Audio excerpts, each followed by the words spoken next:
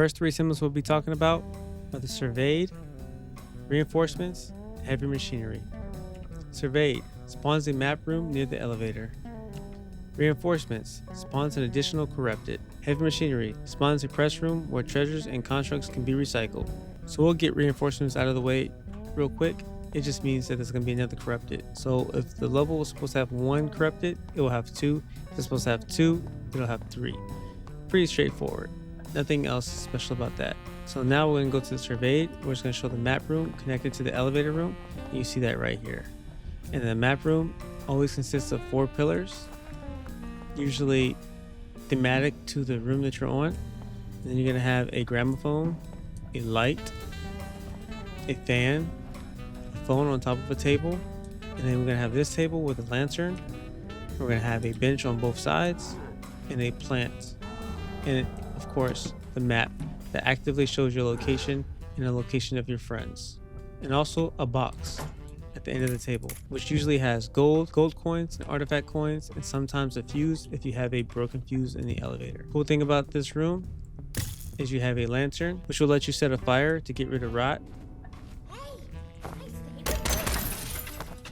It has a telephone, which you can use to talk to your friends anywhere, whether they're up top or they're down in the deep layers moving around. If you're using game speech, you can talk to them and they can hear you. This plant doesn't really do anything.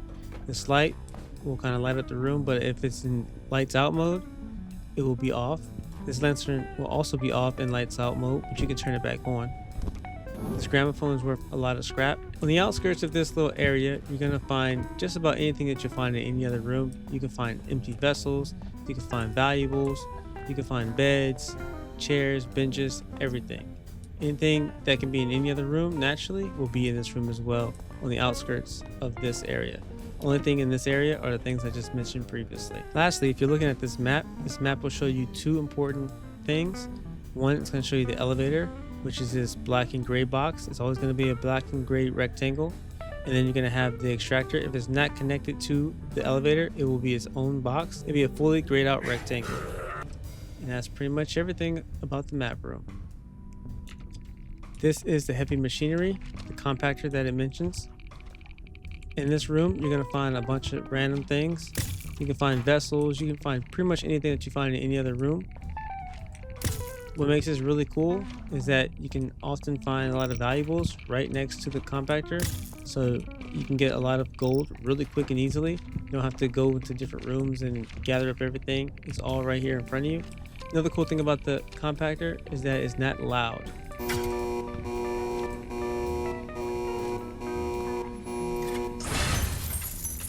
Now that might have been loud to you, but the enemies do not hear that.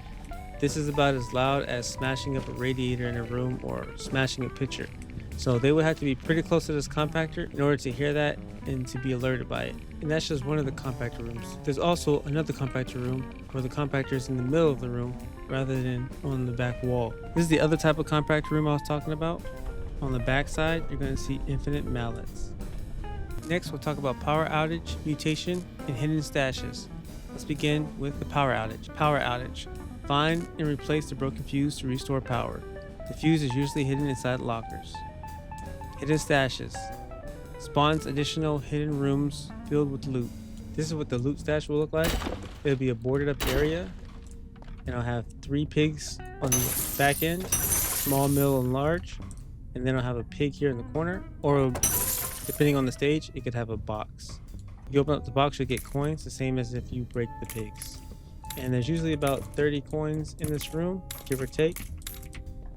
So it's definitely good if you're on the first few levels, because you only need 40 coins to get out. Mutation. Corrupted become infused with fire, lightning, or grain rot. Like I mentioned in the map room, if you're missing a fuse, sometimes you can find it in these boxes. If they're not in the box like this, they're going to be in a locker, such as this. You just grab it and return it to the elevator so that you can exit. Sometimes the fuse can be found in multiple locations. Next, we'll talk about mutation. Enemy will have one of these 3 mutations that I mentioned earlier. This one is electric. If you get hit by an electric enemy, your stamina goes back up and it doesn't go back down until the electricity wears off.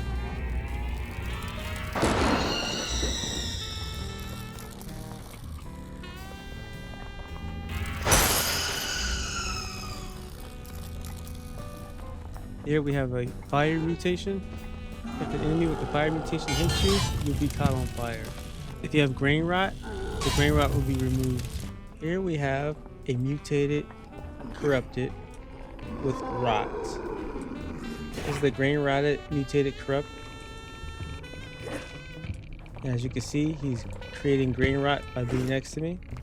So that's what makes him so dangerous. Next we have rot bloom. Rot bloom. A dense, infectious fog slowly damages vessels and increases grain rot. So just as the message says, there's rot bloom in the air, which means that you're going to gain grain rot over time, no matter what. As long as you're down here, you're going to be gaining grain rot. And grain rot will slowly damage your health, depending on how much you have on you. So rot bloom is pretty straightforward. As long as you're down on the floor with the rot bloom, you will be gaining grain rot at a slow interval. You can burn it off of you, but it will still go back up again over time. And of course, the rot bloom will do damage to you based on your grain rot levels. Next, we have Overcharge. Overcharge greatly increases spark glow movement speed, so allow me to demonstrate the spark glow. So you can see how the glow looks with Overcharge, and also the rate of decay on the glow. And here's the speed. I'll demonstrate the damage on a gramophone.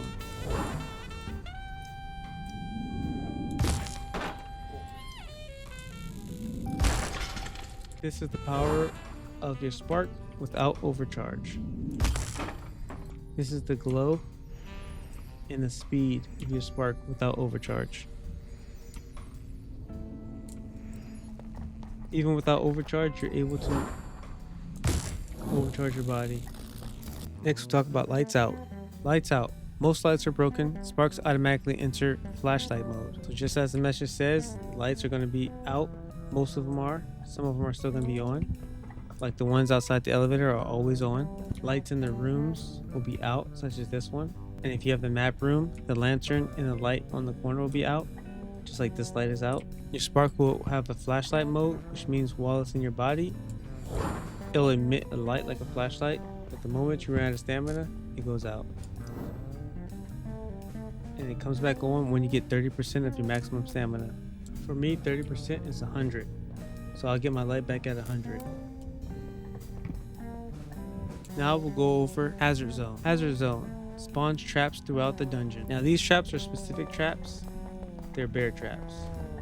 And they're going to be randomly throughout each stage, such as this one right here. If you happen to fall into one, you will take 10 damage and be stopped for about 2 to 3 seconds. There are many ways to deal with these traps. You can either drag an item over into it and hit it to disarm them, or you can drop something in your hands to disarm it. It won't damage your items. Enemies can also fall victim to bear traps. And if they do, they'll take the same 10 damage as you and be stopped for about 2 to 3 seconds. Next, we have Gold Rush. Gold Rush doubles the gold generated by the grinder and press. So the way Gold Rush works is you take an item and you place it into the extractor and it tells you a number. So we have 3.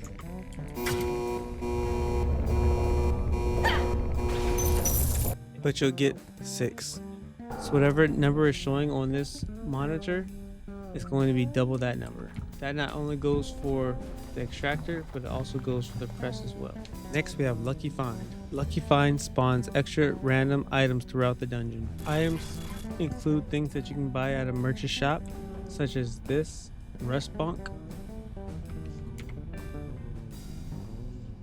or this nail splitter, and many others. Next, we have the Black Market. Black Market spawns a hidden shop selling useful items. Here we have the Black Market.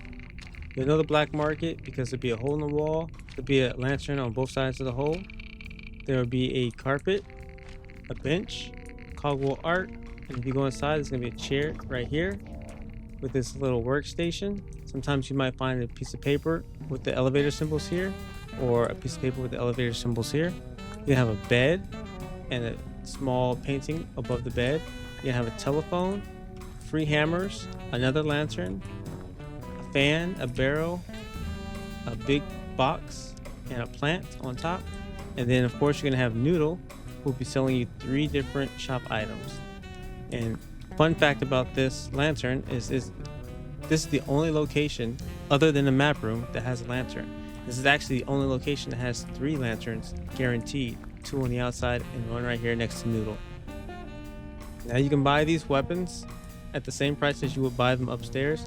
If you want to get a gumball, it's going to cost you 100 gold. That's a good way to get gumballs for gold. And if you have all the constructs and you use this gumball, you get 400 scrap.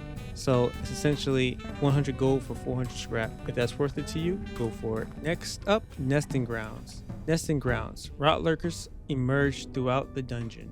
This right here in front of me is a rot lurker's nest.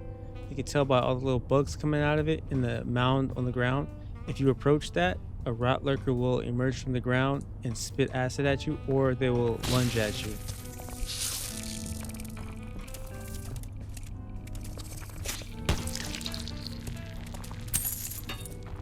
Thank you all again for watching and hanging out and supporting this content. If you like what you saw, make sure you like, comment, and subscribe. And I'll catch you guys in the next video. And if you learn anything, let me know in the comments down below what you learned and what you'd like to see in the next video. See ya.